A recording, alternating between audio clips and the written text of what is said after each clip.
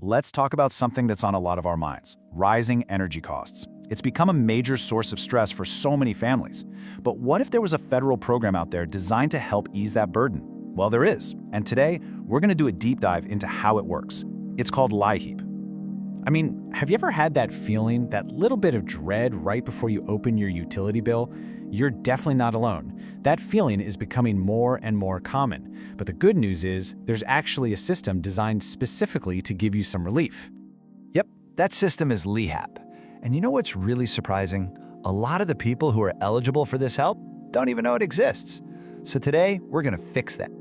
All right, so let's start with the absolute basics. What exactly is this program? In this first part, we'll break down what LIHEAP stands for, what kinds of costs it can cover, and how they figure out the assistance amount. So LIHEAP is short for the Low-Income Home Energy Assistance Program. Now here's a really key detail. Even though the money comes from the federal government, each state actually runs its own version of the program. And that's a good thing because it lets them tailor it to local needs and, the cost of living where you are. So what bills are we talking about here? Well, it covers all the big ones: your electricity, natural gas, heating oil, and propane. And this is pretty cool. In some states, it can even help out with water bills if they're tied into your overall energy costs.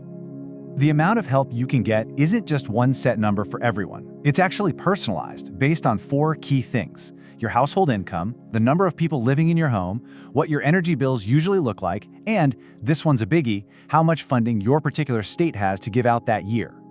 So now that we know what it is, we get to the million-dollar question, right? Who's actually eligible for this help? Let's get into the specifics of how you can check if you qualify. Okay, so eligibility pretty much comes down to your household income. States use one of 2 main ways to figure this out. Some use the federal poverty level as a benchmark, and your income needs to be below a certain percentage of that. Others use the state median income, requiring you to be below 60% of that number. It's absolutely essential to check your local guidelines to see which one your state uses. It's also really important to know that while lots of people can apply, states often give priority to households they consider the most vulnerable. This usually includes homes with seniors, young children, or individuals with disabilities. Okay, so let's say you've looked at the guidelines and you're thinking, hey, I think I might be eligible. What's next? In this section, we're going to walk through a clear, step-by-step guide to the application process itself.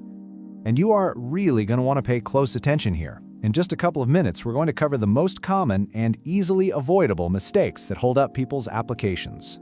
From a bird's eye view, the whole thing is a pretty straightforward 4-step process. First, you find your local agency. Then, you gather your documents. Third, you submit the application. And fourth, you wait for the decision and payment. But let's zoom in on the one step where most people get stuck. That's step 2, gathering your documents. Honestly, this is the most critical part of the whole process. Having incomplete or incorrect paperwork is the #1 reason applications get delayed. You'll usually need proof of ID, social security numbers for everybody in the house, recent proof of income like pay stubs, and copies of your latest utility bills. And here's how the payment actually works. If you get approved, the money doesn't come directly to you in a check. Instead, the LIHEAP agency sends the payment right to your utility company, and it gets credited to your account. All right, now for that crucial advice I promised.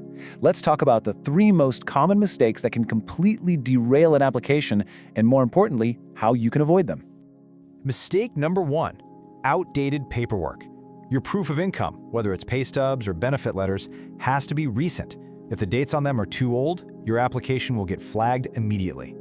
The second big mistake is not reporting everyone who lives in the house. Remember, the amount of help you get is based on your household size and its total income, so leaving someone out can cause serious delays or even a rejection. And the third major mistake is all about timing. LIHEAP doesn't have an unlimited pot of money. If you wait too long in the season to apply, you could miss out simply because the funds for the year are already gone. And that brings us to what is probably the single most important tip for a successful application. Apply early. The funds are limited and they're often given out on a first-come, first-served basis. Applying as soon as that window opens in your state gives you the absolute best chance of getting help. We've covered a lot of ground today, so as we wrap things up, let's just boil all of this down to one final critical takeaway that you should remember above everything else. Here it is. The single most important thing to remember is this: do not assume you make too much money to qualify. LIHEAP is designed to help so many working families who are just struggling with high energy costs. If you need help, look into your state's guidelines and just apply. And that brings us to our final thought. Successfully navigating one assistance program like LIHEAP often builds the confidence to go find others.